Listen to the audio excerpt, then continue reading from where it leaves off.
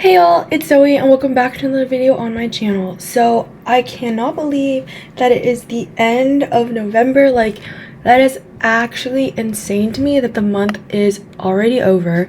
But because the month is almost over, I still have one last adoption related video for you all for National Adoption Awareness Month. So thank you all so much for following along with me. I really enjoy doing these videos every month. If there are any kinds of topics or videos you want to see from me next month, or even just as the year goes by, because I tend to make adoption related videos during the year, please comment them down below. I'm always looking for new ideas every November. So yeah, let's get into this Q&A.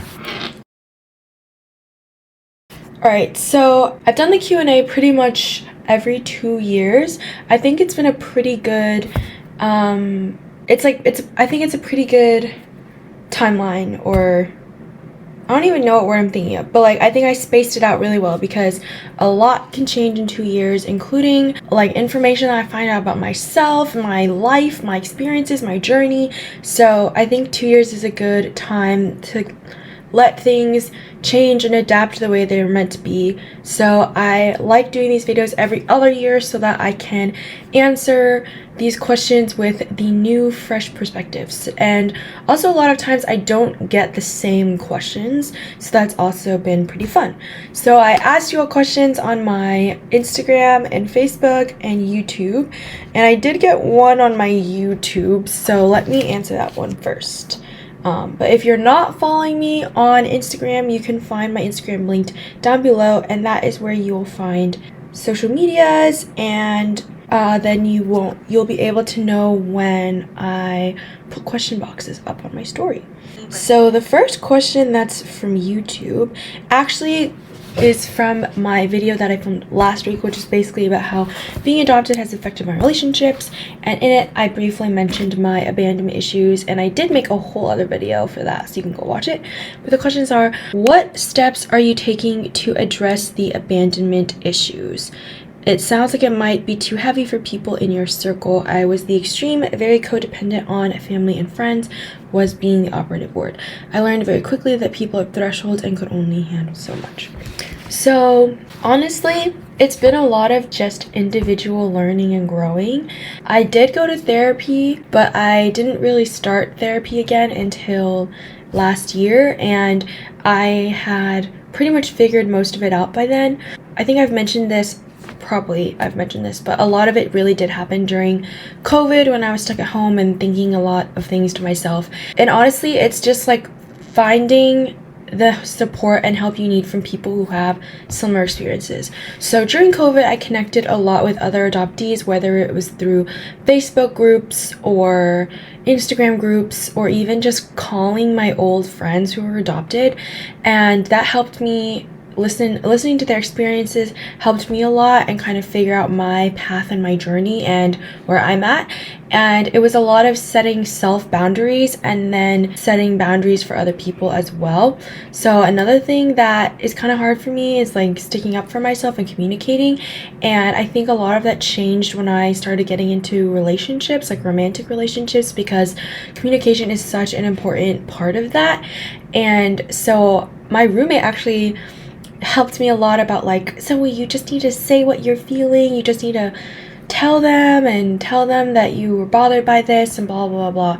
And so I think that really helped, and I started figuring out what I need from a romantic relationship because I had never had that before.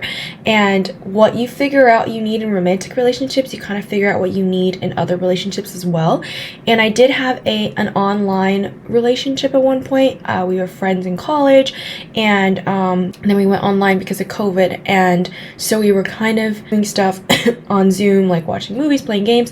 So I had to set boundaries there as well and figure out this is what I need in terms of abandonment and stuff like that. And it's honestly just a personal preference and personal choice, but I choose to be very open about it. I usually tell the people that I'm with pretty early on that I'm adopted.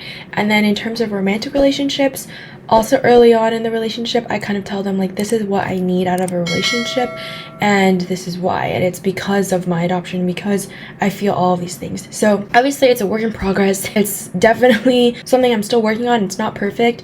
I still struggle a lot in close groups of friends and stuff, but it's honestly just trying to get out of my own head, stop overthinking, and just know that there are people out there who love you and appreciate you and respect you and want to respect those boundaries and will put in the effort to respect those boundaries. And if the people you know don't do that, then you just haven't found the right people yet.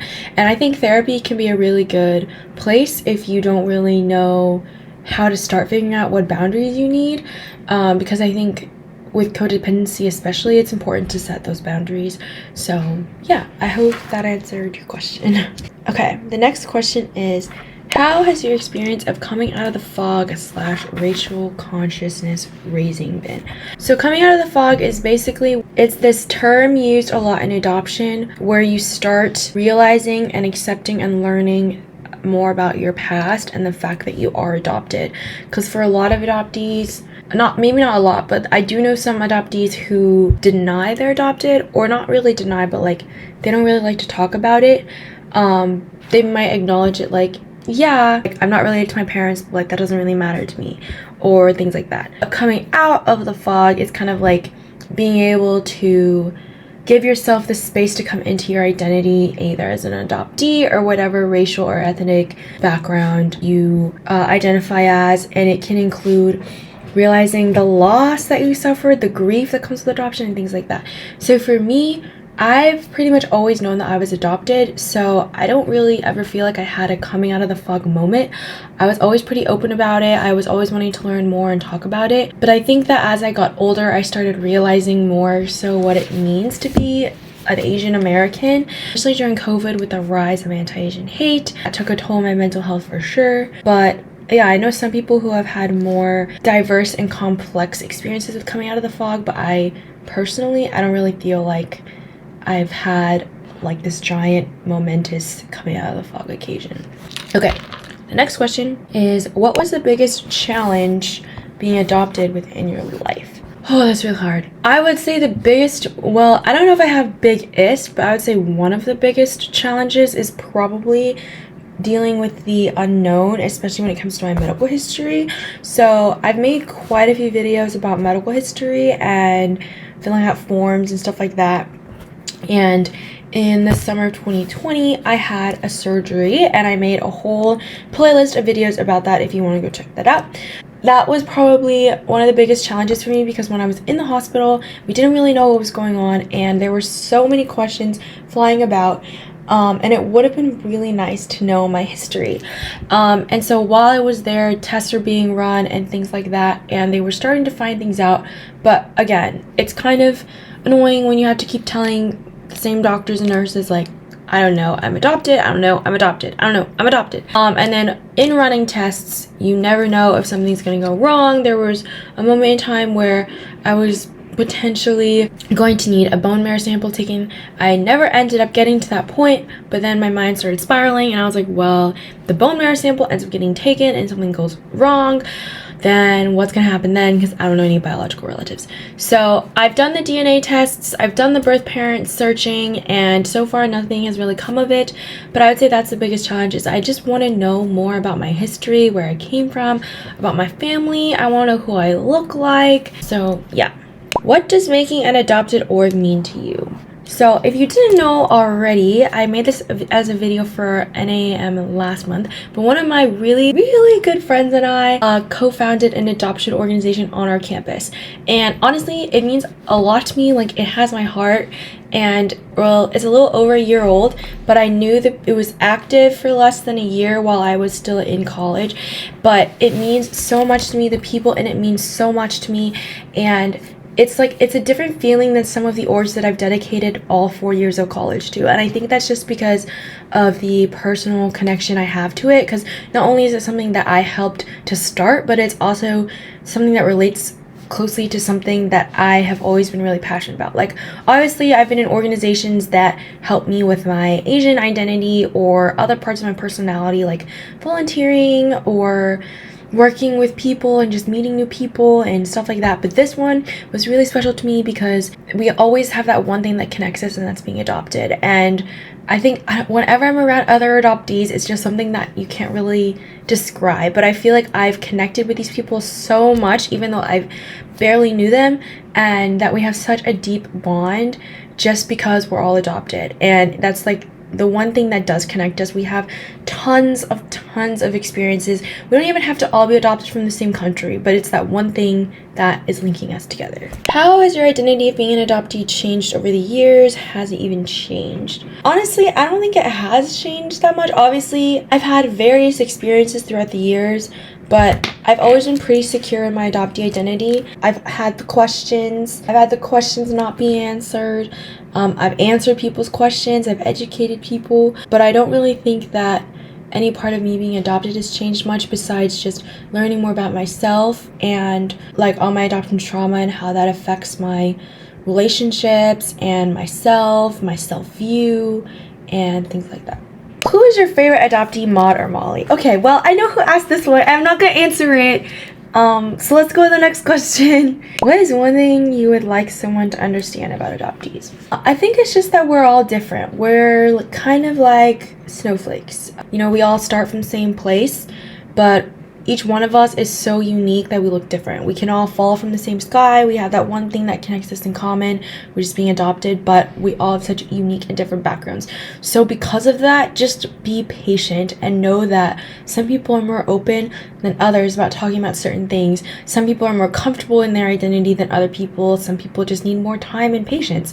And it's good for you to be patient with them if they want to talk about something related to their adoption. You have to be very careful with how you word questions with adoptees as well, not to be too insensitive of their feelings or their experiences.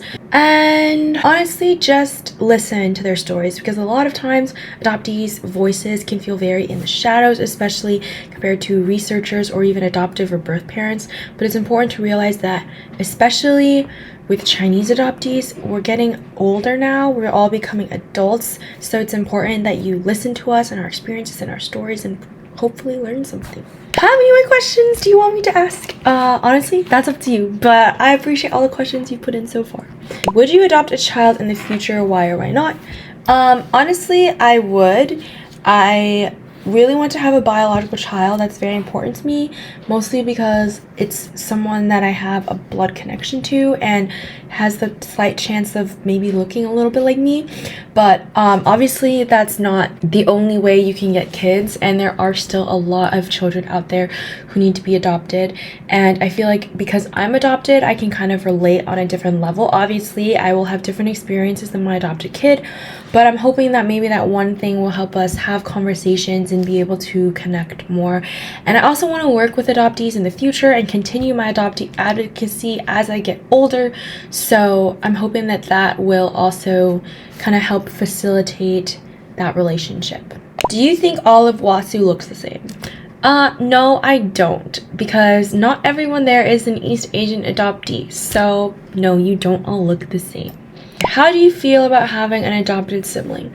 Honestly, I really like having an adopted sibling. I don't really know what it's like to have siblings that are biological to my adoptive parents, but I have a lot of friends who do have that. I have definitely asked them about their experiences, but obviously, you know, me listening is different from me experiencing it. And so I've always wondered like how much of a difference it would feel. And I also know people who have both adopted siblings and biologically related to the parent siblings. So I think that's also an interesting dynamic. But I just like having a sibling in general, whether she was adopted or not. I think she's like my built-in best friend. She's stuck with me for life, so it's been really fun. Do you and your sister ever talk about your adoption experiences? We actually don't. We've gone to camps together and we've talked about it like sometimes, but it's not that I feel uncomfortable talking about it. It's just that it's never been something that the two of us have needed or wanted to talk to each other about. But if you talk to your siblings about it, I think that's great. Find your outlets, if that outlet is your sibling or your parents, you know, whatever. What was the process of founding your adopted club at college? It honestly was kind of difficult just because of the way that the system works at my school to get things founded. So aside from all the administrative paperwork side with your college, it just starts with you. It starts with an idea, and then if you want friends to help you along the way, just reach out. I personally knew adoptees already on campus, so I asked if they had an interest in starting this, and then we kind of went from there and decided what roles we would like to take on. Then we talked with our school administrative, with the student organization administration, and just kind of got the whole process started. So that included finding an advisor, coming up with a name, a mission statement. Once we were actually founded, it was just creating a name for ourselves. So getting people to collab with us, trying to host meetings and table events where people can start learning about us and learning our name, and being featured in the school newspaper and things like that. It was honestly kind of a long process. It took us almost a year because we started in the spring semester, then it didn't get founded until the fall semester.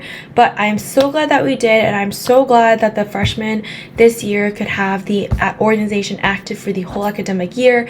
And I hope that they're having fun, because I follow them on Instagram and it looks like they're still having lots and lots of fun. I'll link the Instagram account below if you want to check it out. But yes, I am so happy that we ended up going through with it, because we were both so nervous. Like, if you've watched the video, you would see, like, we both had the idea, but we didn't really know what to do with it. But I'm glad that we went through with it. Have you been back to your birthplace? I have, but I was really, really little, so I want to go back, and I was hoping to try and make a trip out while I'm here in Taiwan. I don't know if that's gonna happen, but I'm hoping to go back within the next 1 to 3 years. I'm hoping to go back and visit again as an adult. But I did go to China in 2018. It just wasn't where I was born. It was in Shanghai. Have you talked about your adoption to your class you teach through Fulbright? I have, actually. I filmed a video about it if you want to go watch what I did and how I did it. But since being adopted is so important to me, I wanted to share that culture with my school, so they let me do a presentation on it, and it was really fun. I got to show them photos and videos, and I think they all really enjoyed it. How do you feel when people call you lucky? Honestly, not a lot of people have said that to me, which I'm very grateful for, but I think it's just like a nuisance at this point, because it's like, I know that I'm lucky. I don't need you to tell me that. Like, what if I told someone who was not adopted that they were lucky? Like, what do you mean by lucky? Like, I'm lucky that I'm alive. Well, you're lucky you're alive. I'm lucky that I'm in the US. You're lucky you're in the US. Like, you could have been born anywhere. So it's kind of just like, it's like one of those questions or statements where it's like, it's not really needed, it's not really necessary, especially if you're not gonna say the same thing to someone who's not adopted. Then like, what's the point? But being in Taiwan, I did get that from a waitress once, where she found out I was adopted from China, and she was like, oh, all of those kids are so lucky. And like, I know that there is like a certain image and connotation to like being adopted from China, and I get that. Because yes, there are a lot of, we do get a lot of privilege by being adopted into the US, but again, I don't need to be told that I'm lucky, so it's just something I'm just like, yeah, thanks, and then I just kind of blow it off and ignore it. Okay, we're almost done, I promise. There's like 2 more questions left. Okay, what are the best and worst parts of being adopted? The best parts are honestly just being able to share my experiences and my story with all of you out there, and also on my Instagram and my friends and my life, and also being able to advocate for other adoptees and spread information about our stories, our experiences, and just educate people. And one of the worst parts is just all the assumptions we get, questions we get asked, the insensitivity, and things like that. I would say is probably one of the worst. And also, like I mentioned before, not knowing anything. The unknown is a very scary place. Okay, last question, and then I'll leave you all alone. How do you feel about your birth mom versus your adoptive mom? Honestly, they've both been very important to me, and I always grew up with knowing that both of them exist. I don't really think there's a competition, and I know that some people who are adoptive parents, they always get worried that if their kids want to go find their birth parents, that they're going to be replaced or abandoned. And honestly, I definitely understand. Like, I feel like I would probably feel the same way, but I think it's also important to realize that you can have more than one parent. You know, sometimes parents pass away and your parents that are left get remarried, or sometimes you get adopted by family members. Sometimes you have foster parents. Like, you can have more than one parent, and you can have parent figures that count as parents. Sometimes teachers are parent figures, or really close coworkers, like things like that. So I don't really think there's ever a competition between my birth mom and my adoptive mom. I don't really like the term real mom, because I don't think you should put real in front of person, like real sister, real dad, real brother. I've never liked that. It's just a pet peeve of mine, because it's kind of like, what do you mean they're real? Of course they're real. You're real. I'm real. Like, we're not holograms. But yeah, there's no competition. One of them birthed me, and one of them has raised me to be the person I am today. And they're both really important to my life. And I would love to meet my birth mom. But if that's not in the cards for me, that's not in the cards for me. And I still have an amazing mom here who does love me and wants to be part of my life. That's kind of how I feel about birth mom versus real mom. There's no competition. They're both important, and they should never be pitted against each other in an adoptee's life. And that goes the same for foster parents and anyone who's important to the upbringing and safety of children. So grandparents included. Yeah. Alright, well, that was it for this video. I know it was on the long side, but you all asked me some really good questions, and I wanted to make sure that I answered them all. So I hope you enjoyed this video and this month's series, and I'm so excited to start Vlogmas for you all. I have one last vlog for you that of a trip I did in November before I officially start Vlogmas. So you will see that vlog on Friday, and Vlogmas videos start on Saturday. So I'm so excited to show you some more about my life and my time here, and I hope you all enjoyed this video. If there are any questions I didn't answer, or if you want me to clarify, feel free to comment them down below, and I'll make sure to respond to your comments, and I'll see you all in the next video. Bye!